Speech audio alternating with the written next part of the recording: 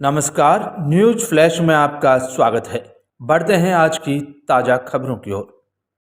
खबर सिरसा के नाथुश्री चौपटा से है, जहां भादरा रोड पर भाजपा प्रत्याशी अशोक तंवर के कार्यालय का शुभारंभ किया गया। समाजसेवी कप्तान मीनू बेनीवाल व भाजपा प्रत्याशी डॉक्टर अशोक तंवर ने पूजा व रिबन काटकर कार्यालय का शुभारंभ किया। इससे पहले भाजपा प्रत्याशी डॉक्टर अशोक तंवर का गर्मजोशी से फूलों की बरसात कर समाजसेवी कप्तान मीनू बेनीवाल की टीम ने स्वागत किया।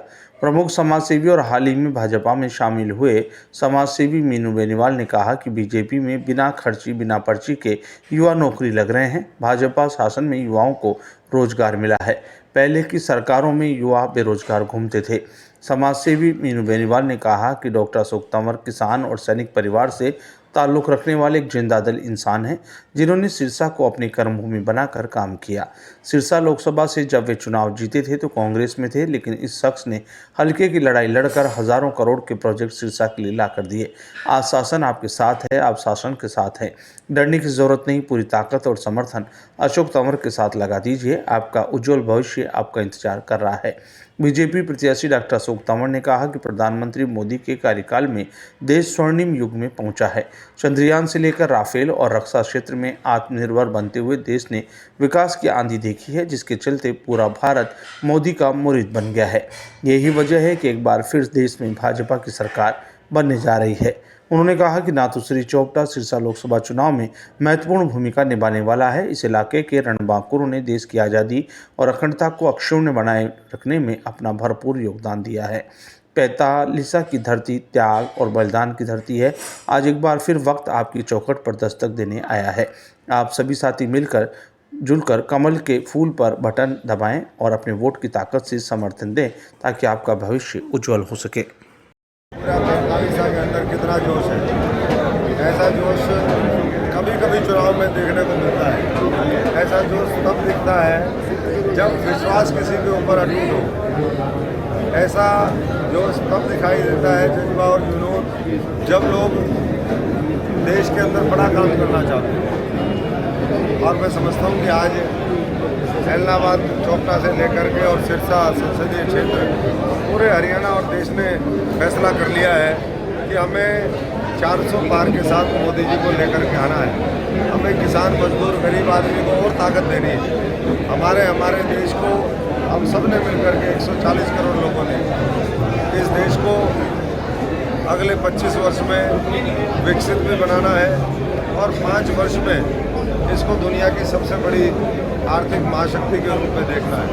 तो ये जो संकल्प लेकर के लोग चले हैं, मैं समझता हूँ कि उसका निश्चित तौर पर नतीजा होगा। जो फर्स्ट टाइम वोटर हैं, बुजुर्ग वोटर हैं, महिलाएं हैं, उनमें बहुत ज़्यादा उत्साह है। और बाकी भी मैं समझता हूँ कि मोदी जी के साथ है, कमल खिलाएंगे। 10 साल में जो मजबूत बुनियाद रखी है, उस पर एक भव्य इमारत, जैसे भव्य दिव्य मंदिर बना, वैसे ही भव्य दिव्य इमारत 140 करोड़ लोगों के सपनों की तैयार करके हर व्यक्ति को उसका हक मिले, ये संकल्प लेकर के मोदी की गारंटी का प्रचार किया जा रहा है। किसान यहाँ पर MSP की गारंटी मांग रहे हैं, इस पर आपका क्या कहना है? देखिए, जो बात नेतृत्व ने कभी भी कही है, भारतीय जनता पार्टी ने अपने घोषणा पत्र में रखी है, उसको मैं समझता हूँ कि अक्षर से पालन करने का काम वो सरकार की कोशिश है। और धीरे धीरे देश उस पर बढ़ रहा है कि किसानों को कैसे और राहत दी जाए, कैसे उनकी माली हालत और सुधार उसमें हो। आज भी बहुत सी फसलें हैं जिसका MSP दिया हुआ है, कुछ और फसलें हैं जो मैं समझता हूँ कि आने वाले समय में जब तीसरी बार मोदी जी की सरकार बनेगी तो किसानों का आज़ादी के बाद भलाई मोदी जी ने किया है, भारतीय जनता पार्टी ने किया है। लोग 1600 करोड़ रुपए माफ़ करके कहते थे कि हमने जो है किसानों का बस सब कुछ कर दिया जी। यहाँ एक लोकसभा के अंदर 4.5 से 5 हज़ार करोड़ रुपए पिछले 6-7 सालों में दिया है। फसल बीमा योजना मुआवजा राशि के रूप में, किसान सम्मान निधि के रूप में। तो ये अपने आप में मैं समझता हूँ कि ऐतिहासिक है। और इसलिए पूरा जन समर्थन आज भारतीय जनता पार्टी के साथ है।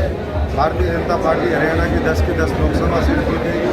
सिरसा एक नया इतिहास बनाने का काम करेगा। जीत के प्रति कितने का आश्वस्त हुआ? जीत के प्रति आप देख सकते हैं जितना जोश और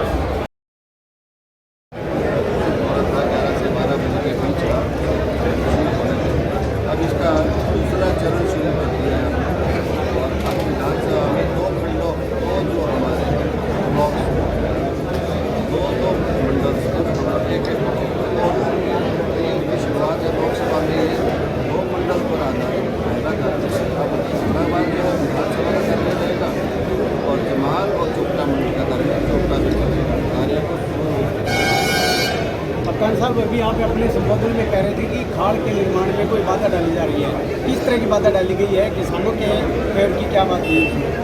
बाधा नहीं डाली गई है। असल में हमारा जो ये एरिया है काफ़ी आपका मेरे क्षेत्र में हमारा भी एक ही क्षेत्र आपका निकल सबसे टिपिकल और टिपिकल क्षेत्र है ये जोगीवाड़ा से हम चलते हैं और तेल से होते हुए जाते हैं हम धर्मशाला कोटा तक उधर चले जाते हैं काशी के पास धूल पड़ी लंबा है अपना जो एरिया इसका पैंतालीस है इसमें दो भाग है आधे में सेब है आधे में डिब्बे हैं तेल पे आपको पता समस्याएँ आती हैं चाहे रसायनियाँ हैं चाहे वो कीड़ी है सर अपना डेली गाना है रोटियाँ हैं पानी की समस्या ये काफ़ी समय से यहाँ खाड़े पड़े हुए नहीं थे हमने जो अपना अभियान शुरू किया था वो किया था चिकित्सा से शुरू किया था चिकित्सा से हमने कोविड के दौरान हमने हॉस्पिटल्स का अपग्रेडेशन शुरू किया था कुछ सरकार के साथ मिलकर और कुछ जो सामाजिक संस्थान है उनके साथ धीरे धीरे हम उसके बाद शिक्षा से चिकित्सा से शिक्षा की तरफ डाइवर्ट हुए फिर हमने सड़कों को थोड़ा सा ठीक करने का प्रयास किया कोशिश की हमने फिर क्योंकि हम धार्मिक स्थलों के गौ हत्या गौशाला की तरफ अंत में जो आपका समाज हम फिर इरीगेशन की तरफ आए सबसे बड़ी समस्या जो कि यहाँ की है